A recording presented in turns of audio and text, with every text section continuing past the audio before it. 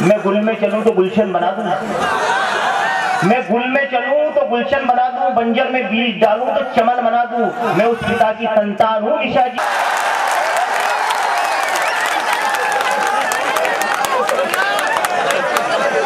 अंतिम सात पंक्तियों से इन्हें शांत करने की कोशिश करती हूँ। आदरणीय दीदी बैठी हुई है, उनसे मुकाबला करेंगे तो मैं जानूंगी से मुकाबला करने का।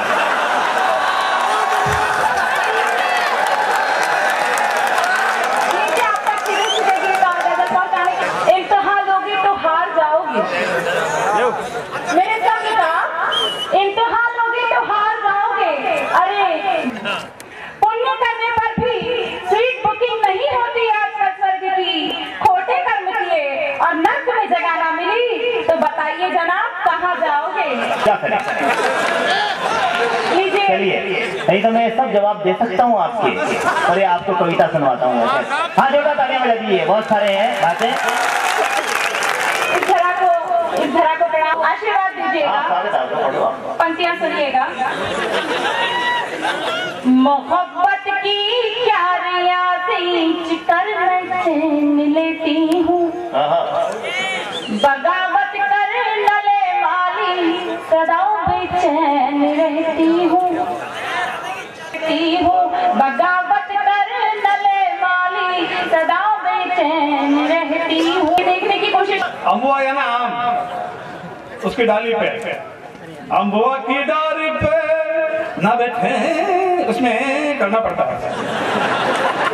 ना बैठे कोयलिया, ना बैठे कोयलिया, जैसा ना बैठे कोयलिया। पड़ोस के 80 साल के बाबा आ गए, बोले बेटा कोयलिया बुआ की डाल पे ना बैठे तो बेटा पीपल की डाल पे बिठा दे,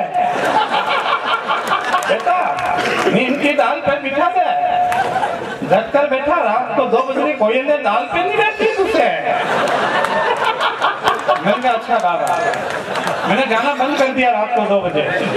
वो बाबा 4 बजे फिर आ गए, बोले बेटा गाना बंद करते मैं पागल हो जाऊंगा, मैं पागल हो जाऊंगा।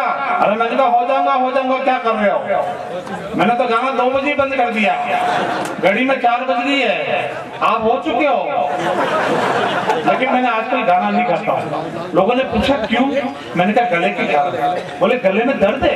मैंने कहा नहीं, वो पत्नी ने कह रखा है अब की बार गाना गाए तो गला दबा दूंगी। कौन रिस्क ले कलेक्टर साहब? 20 साल पहले मैं उसको लेके पानी छिड़का, होश में लाया, पूछा क्या हुआ? बोले यही छोरा 20 साल पहले मुझे भी देखना है। जमाना बदल गया साहब, सिस्टम बदल गया। हमको तो हमारे पिताजी का नाम, उनके पिताजी का नाम, उनके भी पिताजी का नाम याद है। वो महानगरों में बच्चों को पूछो पापा का नाम, पट्टा इंटरनेट में गूगल सर्च करता है, और माँ भी बड़े गौर से देखती, पता नहीं किसका निकाल ले। जमाना बदल गया साहब, ज्यादा प्राण नहीं पीऊंगा। कविता वविता की बात कर रहे थे, ऐसी कोई रिस्क नहीं लूंगा। मेरे को कविता वविता सुनाऊंगा नहीं साहब। पिछली बार मैंने कविता सुनाई थी तो चीफ गेस्ट बैठे थे, जिलाधीश महोदय वहां पर, उनको अटैक आ गया। वो मेरी कविता सुन के निपट गए। जज ने कहा तेरी कविता सुन के मर गए, अब तेरे को फांसी की सजा होगी, तेरी अंतिम इच्छा बता। मैंने कहा जज साहब वो अधूरी कविता सुन के मरे थे।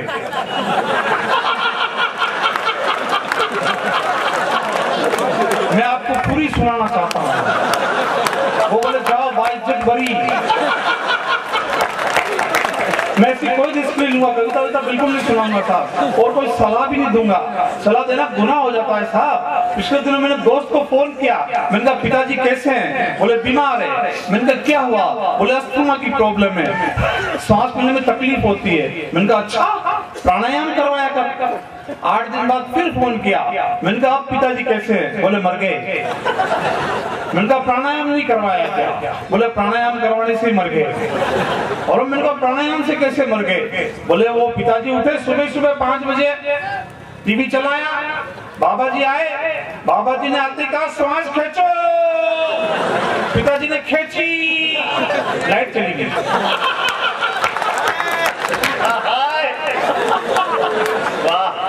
आधे घंटे बाद लाइट आई, तब तक पिताजी को खींच लिया।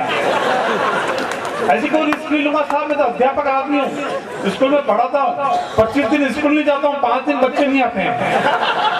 पीटीआई हूँ, 15,000 सावधान के, 15,000 विश्राम के। अच्छा, हमारे मास्टरों की एक आदत होती है, मार साहब कहते हैं अपने यहाँ भी। हाँ मार साहब, हाँ मार साहब ही कहते हैं हमारे वहाँ भी, और ये ऑफिशियल नाम है मार साहब। और मार साहब का एक राष्ट्रीय खाद्य पदार्थ होता है तंबाकू। मार साहब कुछ भी कर ले, तंबाकू खाना नहीं छोड़ेंगे, चाहे बीएड करो चाहे एसटीसी, तंबाकू खाना जरूरी है।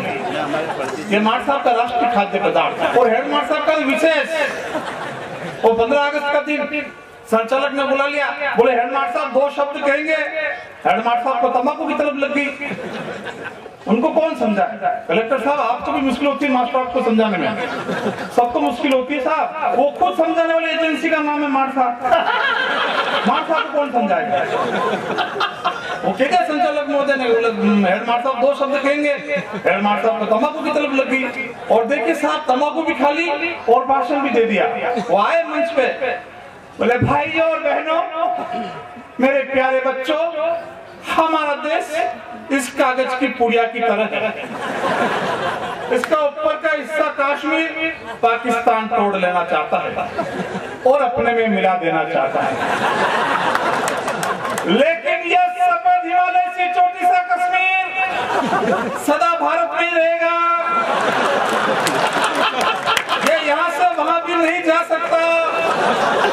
और रही छोटी मोटी समस्या जैसे आतंकवाद, जातिवाद, भाषावाद, उसको तो हम चुन चुन के निकाल देंगे। पाकिस्तान क्या है, उसको तो चिमटे में दबा देंगे।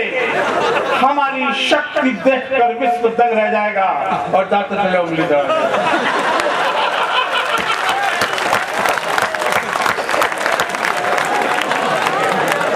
ताली बजाई आपने, वैसे हेड मास्टर की ताली बजाई। बच्चों निकला और मैंने जो जवाब दिया, जो इलाज बताया, अगर इलाज पसंद आए, अब मैं पहली बार ताली मांग रहा हूँ, एक एक शर्तों से दोनों हाथ ऊपर करके ताली बजाना, जो मैंने इलाज बताया इलाज सुनने के बाद। बोले सुनील जी सारी जांच करवा ली, ईसीजी जांच, शुगर जांच, ब्लड जांच, सारी जांच करवा ली, कुछ नहीं निकला। मैंने कहा नेताजी सीबीआई जांच करवा लो, सब निकल जाएगा।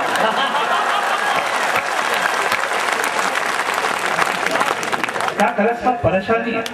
मेरे परेशानी का मूल कारण मेरा साला हकला कर बोलता है, वो अटक कर बोलता है। मेरे बहुत से मित्र यहाँ बैठे हुए साहब, उन्होंने सुनी होगी, उनकी फरमाइश में मेरा साला हकला कर बोलता है, अटक कर बोलता है। एक दिन आया साहब घर पे, वो बोले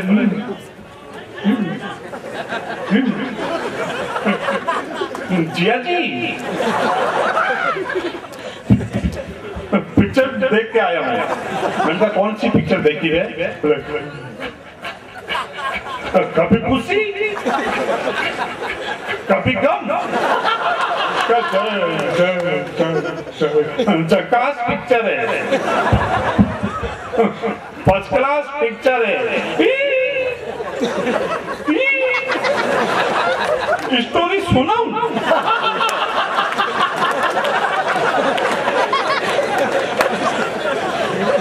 तेरा दिमाग खराब हो रहा है। उसकी बहन आ गई, बोले स्टोरी सुननी पड़ेगी। सच बताऊं साहब, उसने स्टोरी सुनाई, 10 घंटे तक इंटरवल नहीं आया। मेरे दिल में इस बात की कमी है कि हमारे देश में विधवाओं की कमी है। मैं चाहता हूं कि देश भी विकास के झूले पर झूले, और मेरा आशीर्वाद है ये विधवा आश्रम खूब फले फूले। कभी नीचे से एक श्रोता खड़ा हुआ, बोले नेताजी इसकी शुरुआत आप करो, सबसे पहले आप मरो, धीरे धीरे सारी समस्या खो जाएगी, और आपके मरते ही 300-400 तो अपने आप विधवा हो जाएगा। ये बच्चे बेटे साहब एक अच्छी रचना सुनाना चाहता हूँ मैं, ये हो जाए सरकारी काम। कई बार कई फाइलें रात को मेरा ट्रांसफर ऑर्डर है क्या सर? कई बार मास्टर की बात करते डर लगता है। बच्चे बैठे साहब, स्कूल की बात चल रही थी, मैं कहना चाहता हूँ हमारे वहाँ घटना घट गई। वो जिला शिक्षा अधिकारी भाई साहब पहुँच गए स्कूल में जांच के लिए। बच्चे से कहा बच्चा बता 5 और 5 कितने होते हैं? वो बोला 8। बोले तेरा दिमाग खराब है, स्कूल से बाहर निकाल दूंगा तेरे को। बोला आप मुझे बाहर निकाल ही नहीं सकते हो। बोले क्यों? बोले मैं इस स्कूल का हुई नहीं, मैं तो पास में बेस चला रहा था। ये मार साहब आए, बोले बैठो क्लास में, शाम को 2 रुपए देंगे। अब बताओ 2 रुपए तुम दोगे कि वो मार साहब देंगे? वो इंस्पेक्टर का दिमाग खराब, मार साहब से कहा ऐसे लाते हो बच्चे, ऐसे स्टूडेंट लाते हो, तुम्हें सस्पेंड कर देंगे। बोले आप मुझे सस्पेंड कर ही नहीं सकते। बोले क्यों? बोले मैं मार साहब हुई।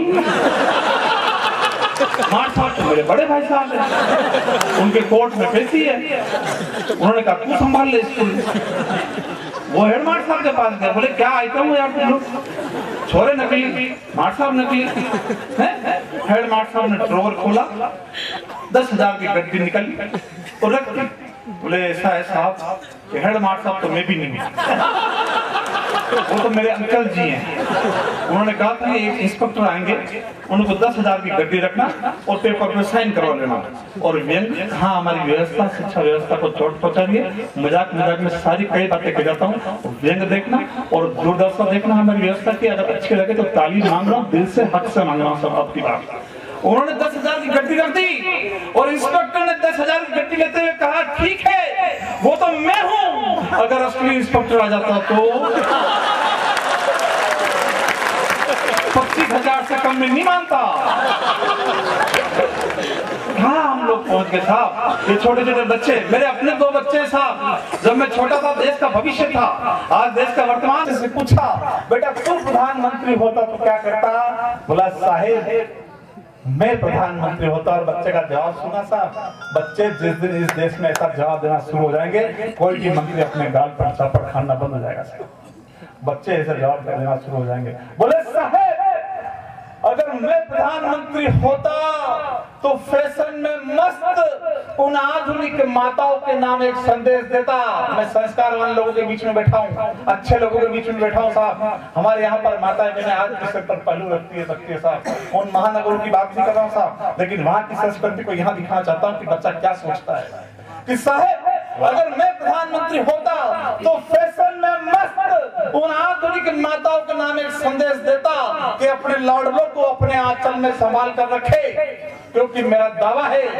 इतनी सारी बकवास के बाद मैंने अपनी जिंदगी में केवल इन 2 पंक्तियां लिखी जो कई मोबाइल में SMS बनकर चल रही है। मात्र इन 2 पंक्ति के लिए मैं आपसे आशीर्वाद की भीख मांगता हूं। अगर ये 2 पंक्ति की अंतिम पंक्ति पसंद आए, मैं चाहता हूं कि एक-एक श्रोता मुझे आशीर्वाद दे साहब कि फैशन में मस्त उन आधुनिक माताओं के नाम एक संदेश देता कि अपने लाडलों को अपने आंचल में संभाल कर रखे, क्योंकि मेरा दावा है ये नए जमाने की औलाद अपनी माँ के आंचल को तरस जाएगी और जींस पैंट पहनने वाली माँ आंचल कहां से लाएगी। वाह वाह वाह। आता है जिसको देखो वो परेशान नजर आता है, पास गैर